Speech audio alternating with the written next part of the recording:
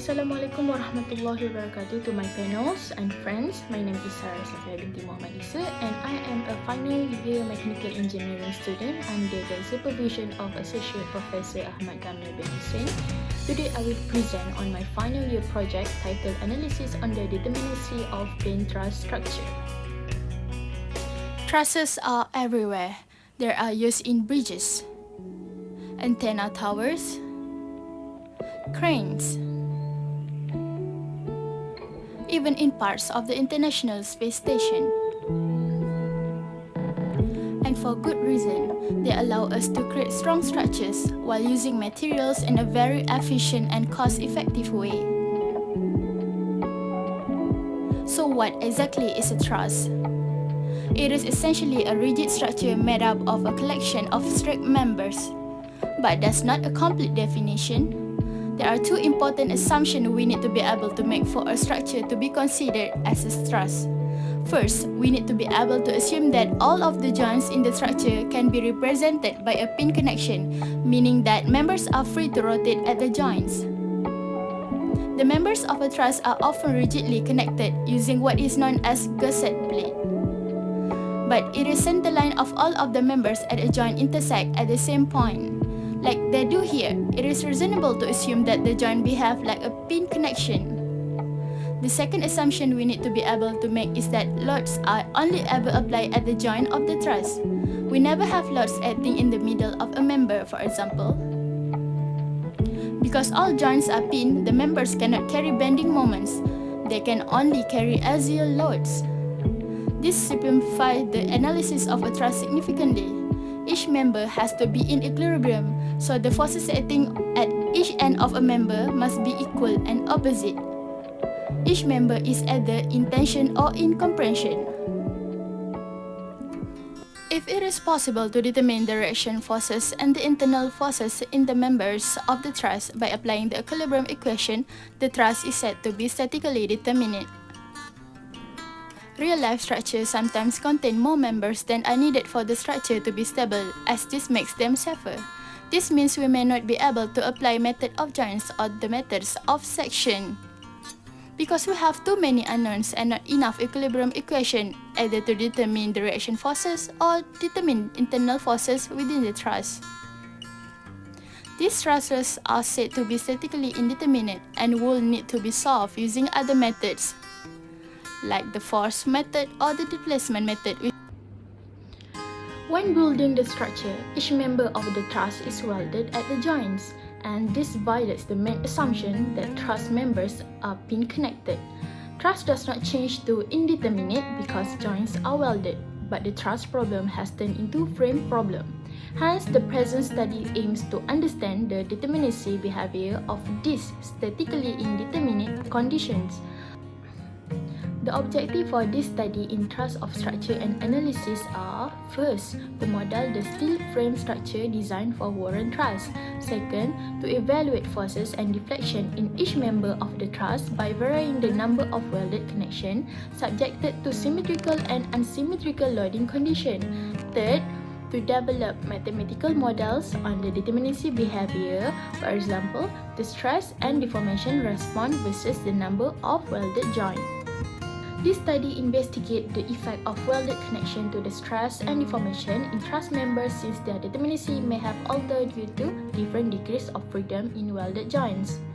This research focused on the two-dimensional truss design, namely Warren truss. Two loading models, symmetrical and unsymmetrical, were analyzed. Stress and deformation in identified truss members were obtained. The effects of welded connection, which replacing pins connection at the joints, were established. From the first study for previous research, in steel truss bridge, welded integral joint are used to replace high-strength bolted frictional joint. Because of transportation constraint, steel truss bridge are frequently built in section and assembled on site. Furthermore, due to the decreased labor and material requirement, welded integral joints are more cost-effective.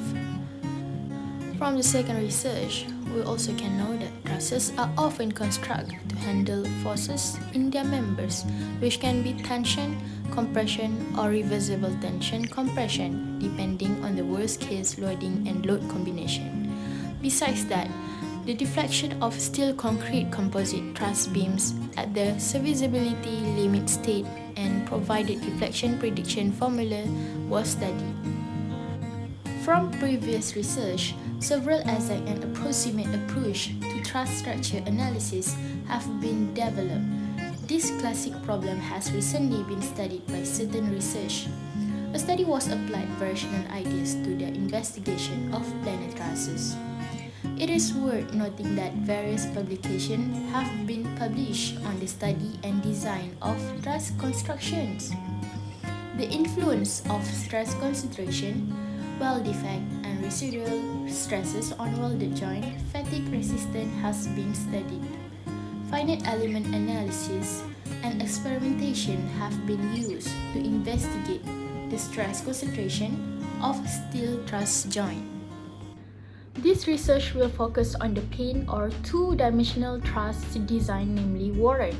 The model used ASTM A36 steel as the material, and its cross-section were chosen in the initial stage pre-processing. Second, the model is produced in the pre-processing part utilizing nodes and elements to present the model's figure and ensure that the elements are joined to the true nodes. The solution step was continued after the modeling procedure was complete.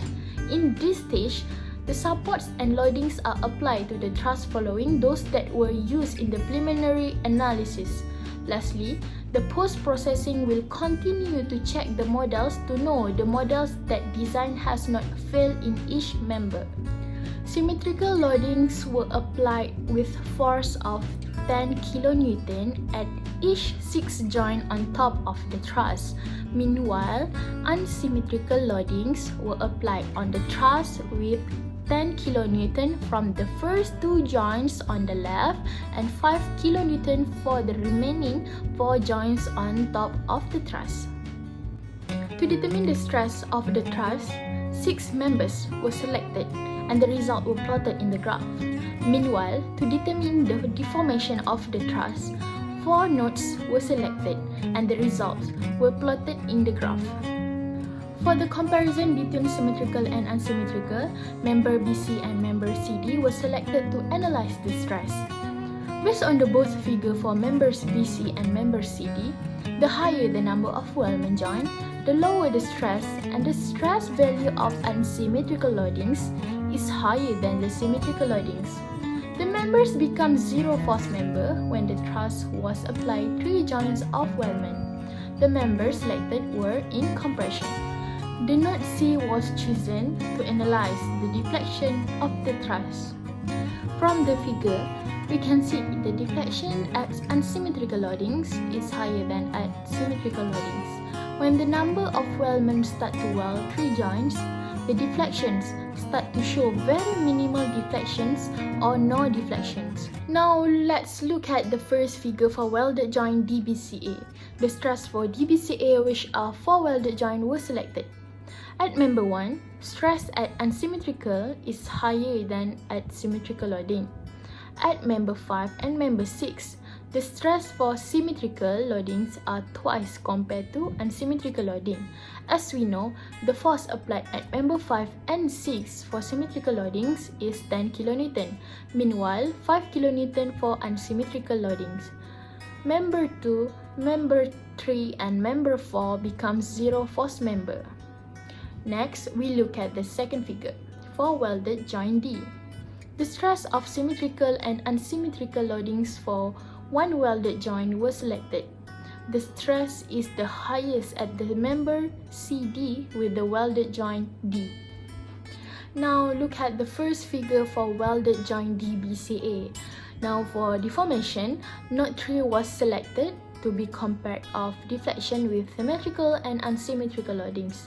At welded joint DBCA, 4 nodes were selected and node 3 shows almost no deflection. Deflections with symmetrical loadings is higher than unsymmetrical loadings. Next, look at the second figure for welded joint D. The deflection of node 3 and node 4 is lower than node 1 and node 2 because the welded joint is between node 3 and node 4.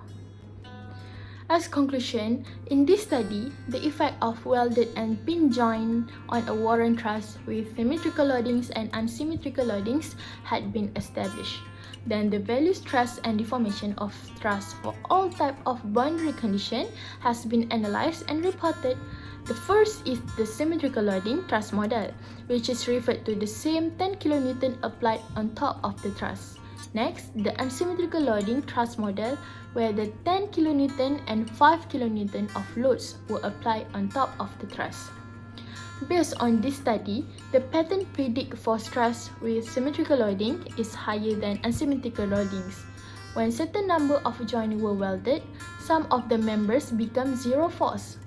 It was believed that the stress should be higher when the joints are welded because the additional bending moments in the members, but the result did not support this hypothesis. In general, the unsymmetrical loadings produce higher stress and deflection compared to the symmetrical loading model, even though the total load for the former was 20 kN larger. This study leads to the critical conclusion that the number of welded joints can be affected the stress and deflection of truss, but the whole result was inconclusive. Since this study was the first of its kind, more in-depth exploration need to be done. As we can see, the gunshot shows the project planning for final year project 2. It starts from October 2021 until February 2022 and it have 14 weeks in total. The orange color show the planning and the green color is the actual time. The tasks recorded are briefing for final year project 2, revise on design experiment, carry out experiment by collecting all data needed, and analyze recorded data. For the thesis writing, it will be ongoing and the preparation of presentation will be this week and the submission of thesis will be the last week of this semester. And that's all for today. Thank you. Assalamualaikum.